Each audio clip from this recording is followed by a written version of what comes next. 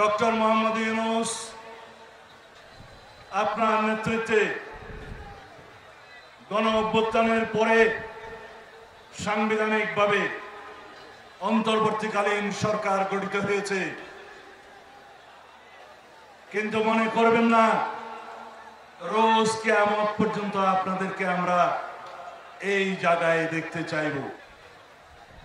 আপনার সরকার এখন মানুষ বলছে এনসিপি মার্কা সরকার।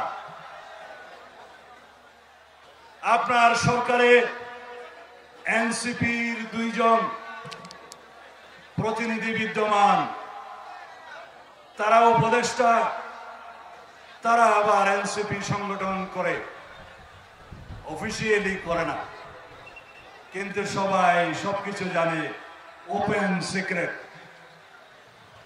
যদি আপনি নিরপেক্ষতা বজায় রাখতে চান তাহলে সেই এনসিপি মার্কা 2 জনকে পদত্যাগ করতে বলুন।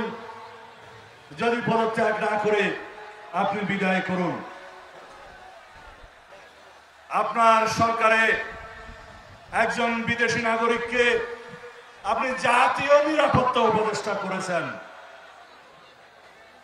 আপনার কি সেই আক্কেল জ্ঞান নাই? একজন বিদেশি নাগরিকের কাছে এই দেশের সেনাবাহিনী নিরাপত্তা সংক্রান্ত রিপোর্ট প্রদান করবে কিভাবে ভাবলেন? তিনি রোহিঙ্গা করিডোরের নামে, মানবিক করিডোরের নামে বাংলাদেশকে যুদ্ধক্ষেত্রে পরিণত করতে চায়। বাংলাদেশের মানুষের সাথে আপনি কথা বলেননি, এদেশের রাজনৈতিক দল সমূহের সাথে কোনো আলাপ আলোচনা করেননি।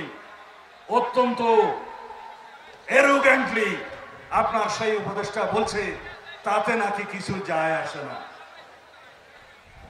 এই জনসভা থেকে দাবি করছি সেই জাতীয় নিরাপত্তা উপদেষ্টাকে আপনি বিদায় করুন।